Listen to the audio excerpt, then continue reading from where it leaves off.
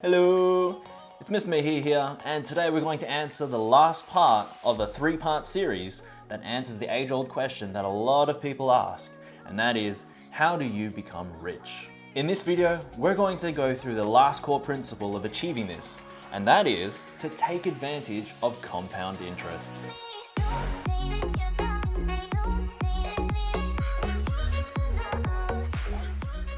Albert Einstein was once asked what was man's greatest invention, to which he replied in saying compound interest.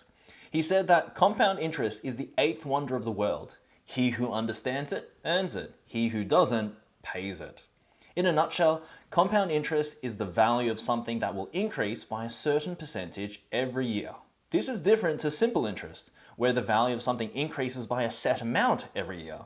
Now this sounds very similar to each other, but it's not. It's not until we crunch the actual numbers where we begin to see the potential that compound interest has. So let's say we have $10,000 saved up, and I told you that for every year that goes by, you get an extra $1,000. So for example, after year one, your balance will now be $11,000 because you gained that $1,000. After another year, you gain another $1,000 and it becomes $12,000. You get the idea, right? Let's say this continues on for another 50 years. By the end of that 50 years, your balance will now be $60,000. Not bad. Now let's see what happens. Instead of increasing by a set $1,000 per year, we now increase by 10% per year. You start off with $10,000 and then after a year, it grows by 10%. 10% of $10,000 is $1,000. And so your balance will grow up to $11,000. Now this doesn't seem very different to before. But let's see what happens after another year goes by. So another year goes by and it grows by 10%. Well, 10% of $11,000 is $1,100. And so your new balance is not $12,000, it's $12,100. Now this seems a little bit more than simple interest, but it seems like it's more or less the same. Now let's say we continue this trend for another 50 years, just like before. How much do you think you would have? Do you think you'd have 60,000? Maybe. What about 100,000? 200,000? No, $1.2 million. Wow. And that was just using compound interest instead of simple interest. Now in that scenario, we just put $10,000 once and waited 50 years to make that 10,000 turn into 1.2 million. Now what would happen if we put in $10,000 every year and we did that compound interest for the next 50 years? How much would we have? 2 million? 3 million? No, $12.8 million. Remember, the average university graduate makes around $60,000 a year when they first come out of uni. And so $10,000 is actually very doable. Plus, this is assuming they never get a pay rise such that they're stuck at $60,000 a year for the rest of their life. Clearly, as they get older, they're gonna make more.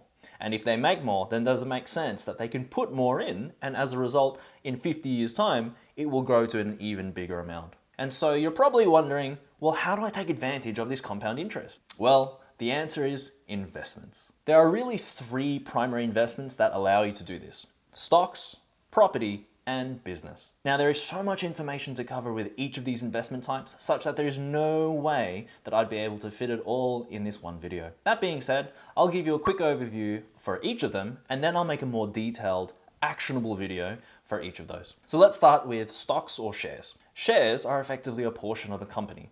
This means that if you buy a stock, you are now part owner of that company. If we look at the stock market as a whole in the last 10 years, the average growth has been around 13.6%.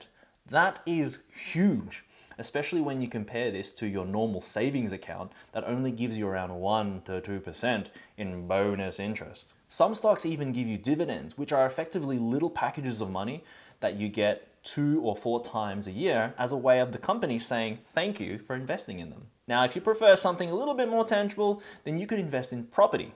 In Australia, had I bought a house back in 1993, on average, that house would now be 4 times its original value. 4 times! Man, I should have bought a house.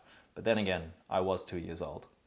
But the point is that people need a place to live, and so properties will always be something that people will need. What's also quite interesting is that when you buy a property, you only need to pay around 20% of the house's cost as an upfront payment. And once you've made that payment, that house is effectively now yours. You're in the property market. And even then, some banks will allow you to go even as low as 5%. But If you want to take on the challenge of starting your own business, you could go down that route as well. And the thing is, the profits that you'd make would be way bigger than stocks and property, such that stocks and property might look like pocket change. But keep in mind that the risk of losing your money is also very high with business. Did you know that almost half of all businesses fail within the first 5 years? But if you're willing to risk it for the biscuit, then you can be profitable very quickly. Investors who invest in small startups are looking for companies or businesses that are able to make their money grow by triple or quadruple in the space of a couple of years. It's a lot of pressure, but it could pay off if you're willing to put in the hard work. Investing as a whole is the last principle to becoming wealthy. If you want to watch part 1 or part 2 of this series, where I answer this question of how to become rich, you can click the link in the description below. And that being said, if you like that video, then please give it a thumbs up and don't forget to subscribe if you haven't already done so. And with that, I'll catch you in the next video.